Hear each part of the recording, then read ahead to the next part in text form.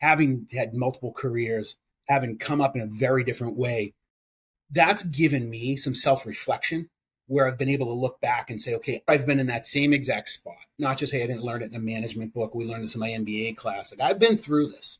I think those experiences have helped me become a better leader, and it's helped me coach people like that because of that. Welcome to the True Leadership Podcast, where we sit down with executive leaders to explore what leadership really means through the lens of their stories, their wins, their struggles, their vision, and their lessons along the way.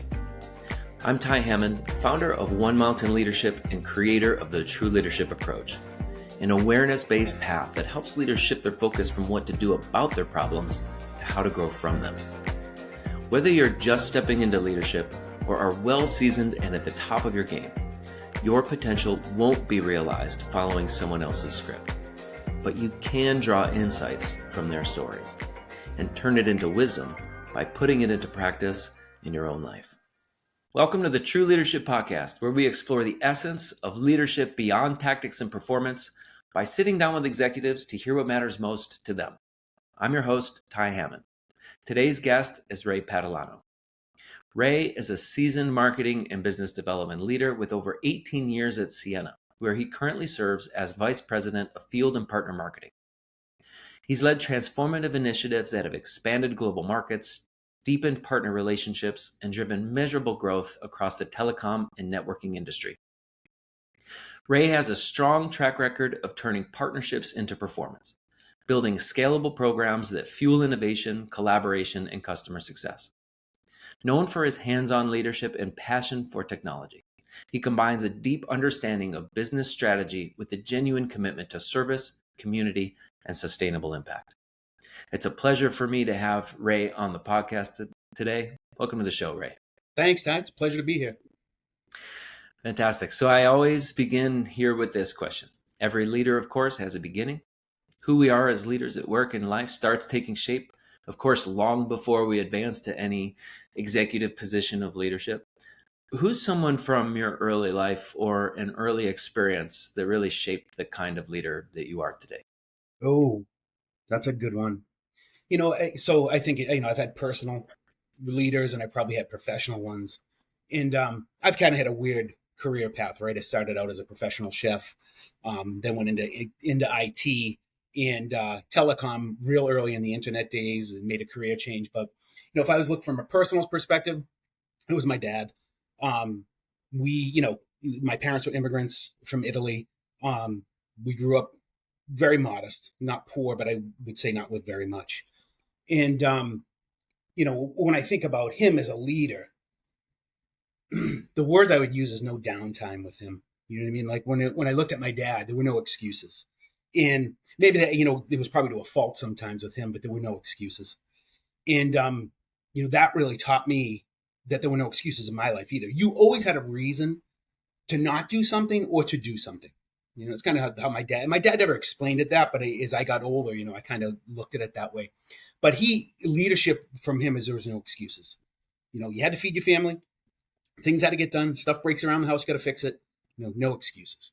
So that kind of gave me a hard edge as I grew up. And I needed to soften that a little.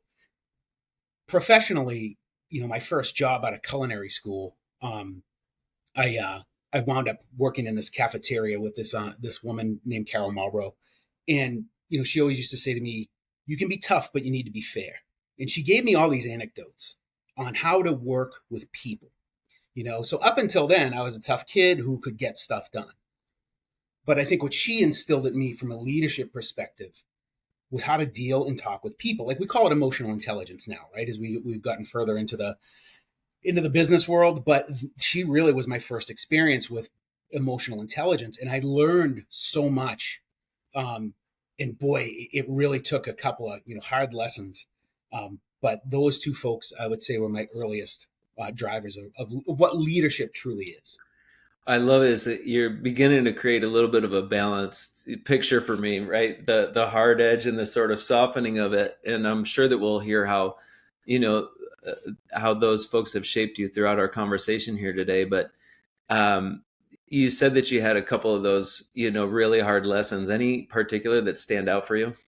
Yeah, there's too many that stand out for me, unfortunately. It's funny, we've been mentoring program here at Ciena. I'm one of the executives in the mentoring program, and they ask that same question, right, of mistakes that you've made. And I'm like, oh, there was so many of them. And I think the biggest mistakes I made were not stopping to understand that not everybody sees things in the lens that you see it through.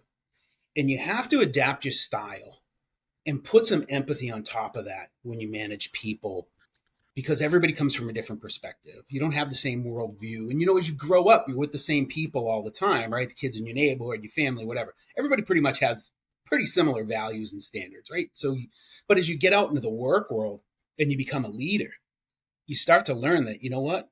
I'm not always right. And that was kind of a tough lesson to me that, I brought my value system to something, and sometimes that wasn't somebody else's value system. Instead of slowing down to understand that, I made the mistake of trying to push through it, and that doesn't work well. And so those were tough lessons to learn, where the corrective action on those can be harsh. And so over time, I've been very fortunate to have leaders who would put the investment into me. One of them used to say to me all the time, "Your raw talent." And I would say, I don't know what that means, raw talent. I do now, right? But that's, your raw talent means you're exceptional being able to get it done, but you just do it in a way that nobody wants. And so you have to change that. And so that took me a long time to sort of get to that. And I'm still working on it. It's not perfect, right? but it took me a long time to understand that. Boy, yeah, that distinction between just doing things in the way that we do things, and realizing the impact, and not just forsaking the impact for the outcome. Right. It's so essential. It's a great segue into this next question. Of course, on this podcast, we're exploring the essence of leadership, what I call true leadership. Of course, that's going to mean different things to different people. So I'm curious, what does true leadership mean to you, and what makes a true leader in your eyes? Yeah. Again, there's sort of a personal and a professional angle to it. And sometimes I think about, my wife will remind me I'm not the boss at home, right? You're not managing everybody here as a staff. And so leadership kind of means two different things. And, in my personal life, I have two daughters, and it's modeling the things, the behaviors, okay, and the outcomes that I want them to have in their lives. Okay, the way they should be treated, watching how I treat their mother, things like that. Like I'm modeling. My leadership here is modeling what's going to look like for them to have a good life and to be successful. So that's what I think my true leadership is here. When I shift over into my professional life, it's not that much of a separation. Okay? And what I truly believe is that in my professional life, it's modeling and working with the team to help them understand how do we get to the outcome and what are the behaviors that we're going to use to get to that outcome. Okay. And also, I think, but in my professional life, it's really getting people to understand how they have the power to do it themselves. I always say you got to meet people where they are, right? And it's probably a little bit cliche. But when I look across my team, everybody has way different skill sets, right? And they add value in a very different way. And I think leadership is actually not me showing them what to do, but getting them to understand how valuable their skill set really is and how to use it. And so I think when you can bring the best out in people, bring more out in people that maybe they haven't developed yet or they haven't seen. Sometimes I'll get feedback from the earlier in career folks that you maybe think about something that I really never realized before. And that to me is leadership, is when you can, get to a person and say, look, I think you're really good at this. And sometimes you have to say, I don't think you're very good at this, right? And it's a tougher conversation. But getting them to realize where their strengths are and then actually using those and then working on their weaknesses too, that to me is true leadership, right? It's not about me. It's about getting them enabled. Really see that function of leader as, helping people to see what's possible, and helping them to bring that part of themselves online that maybe they wouldn't have without that invitation, right? Or without that encouragement. What do you feel like helps you with helping people in that regard? Well, look, I think I'm fortunate to work at a company that actually drives that. And we have a lot of programs in place to actually help people grow in their careers. So I have the tools and I have the resources. But I would tell you, if it was organic, A lot of the things, it's my upbringing. We talked earlier about some of the hard knocks that I've had to learn. Like, there's a lot of people that have much tougher lives than me, so this isn't a sob story by any means. Um, but I think, having had multiple careers, having come up in a very different way, that's given me some self reflection where I've been able to look back and say, okay, I made that same exact mistake that you're making right now, right? Or I've been in that same exact spot. And then being willing to coach the people through it and them reacting because they know it's genuine, right? Not just, hey, I didn't learn it in a management book. We learned this in my MBA class. Like, I've been through this. It's kind of high tech's funny in that sense where it's like, it's almost like you see the same thing over and over again, but there's 10 years in between it. And I explain that to people as we're coaching through. And I think those experiences have helped me become a better leader, and it's helped me coach people like that because of that. Absolutely. And of course, that empathy that you were talking about earlier, it's absolutely essential for you to have that reflection and that self-awareness yourself in order to actually be able to empathize, right? Like, that's not a thing that you do necessarily. It's a thing that happens when you sort of realize, right? Oh, this person's experiencing something similar to what I have. Yeah. 100%. I really believe it's a skill. People. I grew up in a very unempathetic environment, right? With immigrant parents who were basically like, all right, work or starve kind of thing. And, growing in empathy and having empathy in your management style is super important, super important. Yeah. And it's not a weakness. It's actually strength. Absolutely. Well, I'm curious to get, because this next question here is one that is very much based on reflection, the ability to reflect as well. Life and leadership is a path shaped by fundamental turning points that we encounter along the way. Of course, those turning points can be a single moment in time, but they can also be transitions that happen over a long time. But can you share about a time when you realized that your way of leading or living really no longer met the demands of your work and life, and real growth was needed? Yeah, that I can. It's a painful one, but I can pinpoint it because I really went through it. There was a time where in my current role, I'd gone from marketing to sales, and I had a pretty successful sales motion and pretty successful sales career, and leadership changed in my role, and myself and that leader were not seeing eye to eye at all. And I made the decision to leave, and that took me down a path of being in roles that probably they just were not the trajectory I wanted to be in. Right, I had to take a step back, both in salary, because it just forced it was my attitude of I won't accept what you're pushing down to me, made me go into a different career path. Okay, or not a different career path, but a different job path. And I wound up in a couple of jobs that, quite frankly, I didn't like, and I wasn't very happy with them. But it was a humbling experience, and I think everybody in their career has one of those humbling moments, right? Where you look at it and say, you know what, I made a mistake.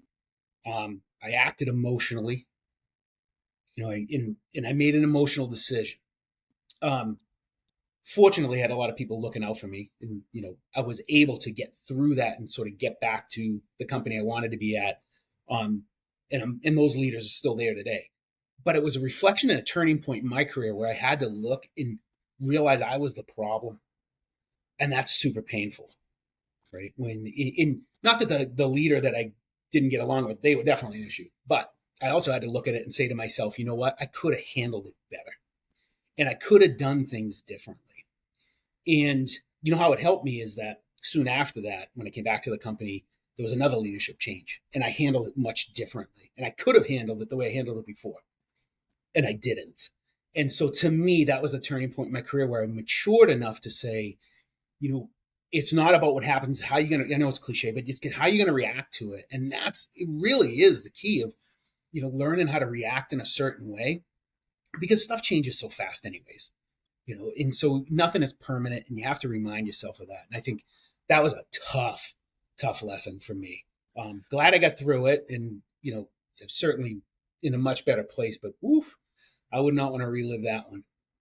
Boy, I tell you, these lessons, they don't necessarily come easy, but they're incredibly important because you can, sort of see the trajectory if you don't get that lesson, you keep on making that same mistake, It's right? And true. that's even more painful. But boy, I really just want to acknowledge, because in the true leadership approach and the way that I talk about it, accountability is what I call the keystone agreement, right? The ability to account for my own contribution. Okay, there's this boss and he did, and I can place blame all I want and everything else, but what was my piece in Yeah, this? it's a great And word. finding that ownership. So and even just in acknowledging, like, that was the benefit, that next time you were like, wait, hold on a second, I've got agency here. The only, you know what, your accountability is a great word too. And how many times I've seen people either not want to accept it or other people not want to give that feedback because they know the person won't accept it, so they let them go. And that, I was fortunate in the sense that I did take that accountability and learn from it. But that's, some people don't, or they won't be accountable. And you're right, it is a huge part of the change that you go through as a better leader. I think it's absolutely essential to grow, because you can't, if you're not looking at where you have the opportunity to grow, you're not going to grow there. And that is that growing and learning, of course, over time in life and leadership, requires a real commitment. I'm curious, thinking about your journey over the past few years, what's been the most valuable investment that you've made in yourself for your own Oh, growth? interesting. My own growth. This is going to sound silly, but I take a lot of certificate courses, like these 6-week courses. You can go to Kellogg University or you go to University of New Hampshire. Um, we've got a great tuition reimbursement program, so I use it. And, I've done prompt engineering, robotics. Like, it really, I'm not even kidding, it really has got my skill set in a much better place because, as you get older, and I'm not saying I'm old yet, but you get complacent in the skills that you have, and if you're not learning new things, you'd be surprised how far behind you fall. I mean, you would know this, right? When you talk about Chat GPT or you're using some of these chat bots, there is a learning curve. But boy, if you don't step up and actually invest in yourself and education and actually advancing your skills, that to me is the most important thing that I do every year. And as a leader, I'm crazy about it with my team. Like, I set out every year with a growth path on training. And I tell people, look, you've got to learn these skills. Doesn't matter if you stay at this company or not. These are the skills you are going to need to be a better marketer. And so I think education is a huge one. I'd love to get better, sort of doing more about my health and my own personal things. I think I let those go too fast. We all probably do. But that, if I point to one thing, it's just always being willing to grow my skill set differently. I do not ever think just because I've reached the executive level that I know anything. Right? I think there's plenty to learn. Boy, I'll tell you, I feel like that is such an indicator of true leadership. Just that distinction between, you know, being able to say, "Oh, I'm getting it," or like, "I understand more," as opposed to like, "I got it. I already have the answers." And always being open and humble to be learning new things. So, I'm curious. Leadership is, of course, about also what we're shaping for tomorrow. We've talked a lot about, your learning lessons along the way, and what's made you into the leader that you are today. What's your vision for your leadership, your legacy, or the impact that you really want to have in the years ahead? Oh yeah, leaving behind a whole bunch of rays running around. You know, no, and I think about because I do think about that sometimes. I'm getting into the I'd call the tail end of my career here, right? I've still got some time to go, but what I'd love to look back and see is whether it's here or other places in the industry is when I finally do hang up my shoes and say, what, going off onto the golf course or in the backyard of the garden, that there's a whole bunch of people who still call me and say, hey, I've got a question. Hey, do you have 5 minutes?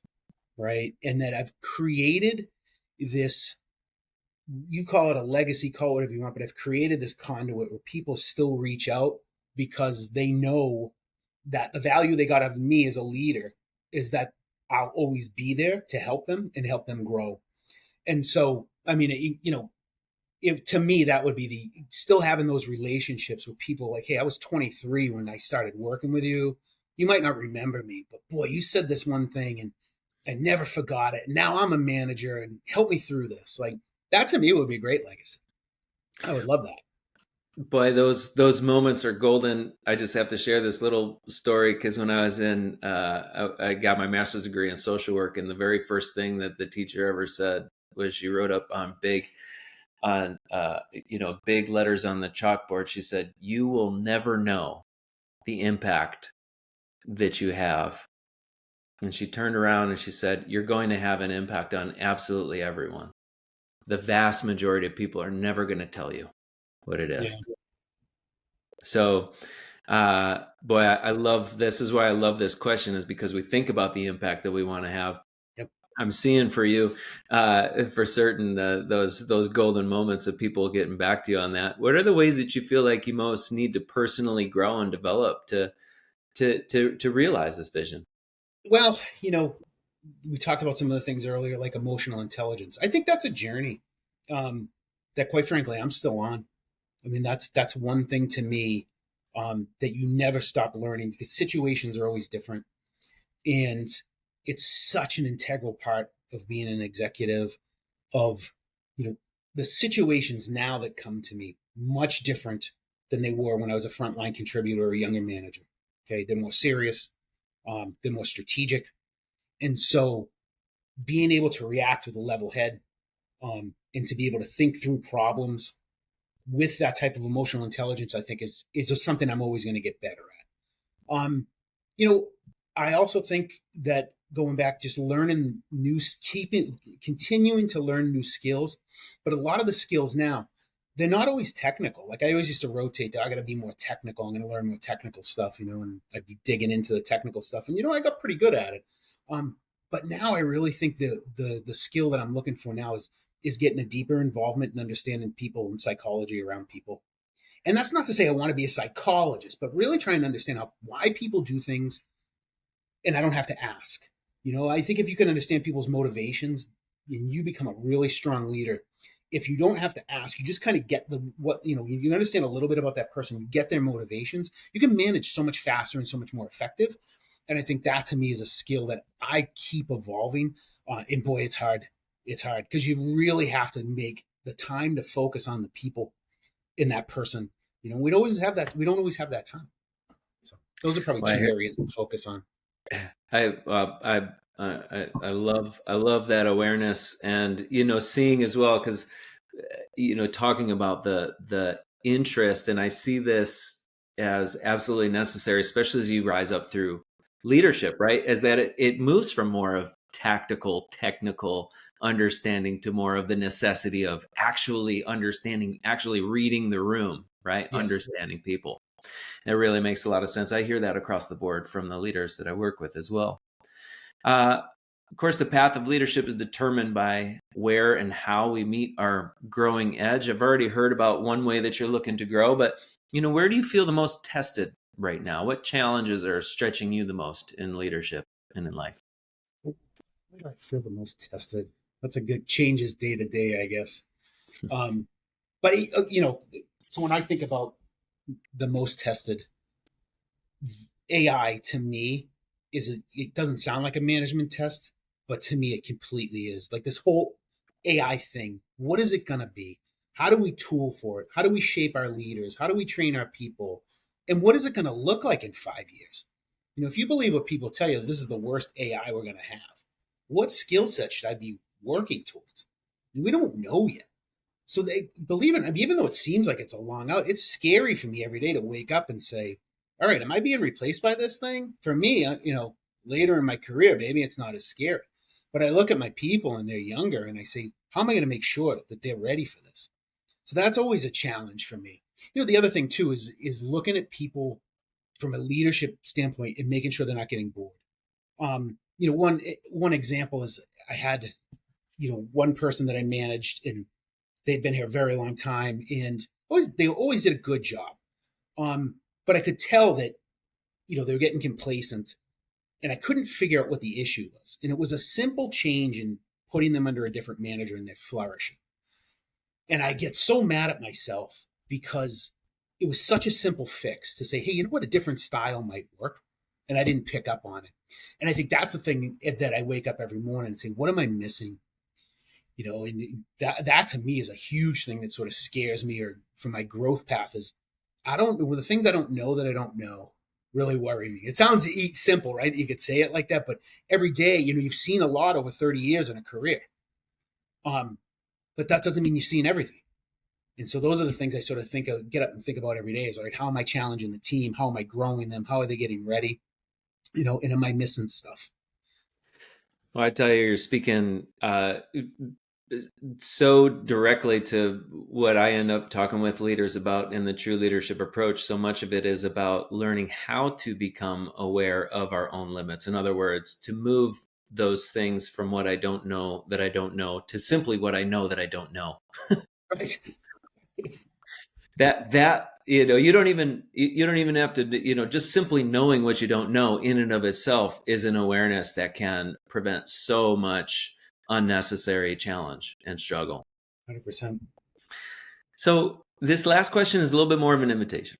You have the time and the space here to offer to our listeners whatever it is that's most in your mind and heart to share right now. Anything at all. The floor is yours.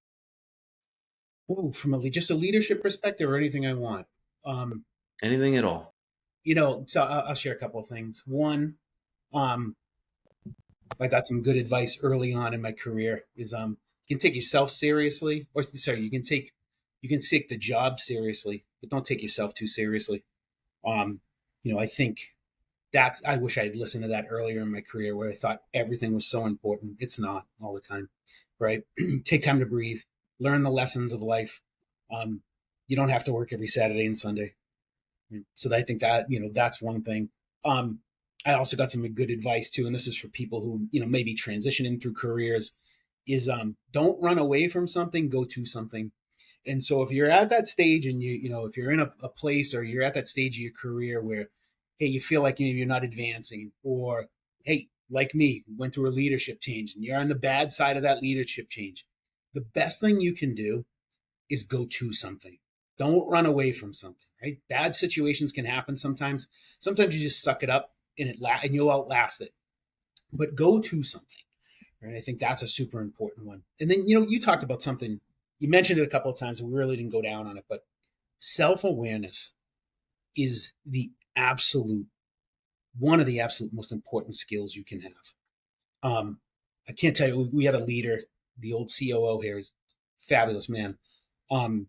And he's a CEO at a different company now, but he used to say, know your moments of truth, right? And really what he was talking about was that self-awareness of being prepared and knowing the scope around you, right? Reading the room, that self-awareness that, man, so many people I feel bad for them. They're technically prepared, they're smart, they're astute, but they're lacking that one key skill, and that holds them back, right? So those are sort of my parting thoughts there, of just things that, boy, I've learned them painfully over the years. I hope I can share it with people that they don't have to experience the same pain and learn earlier.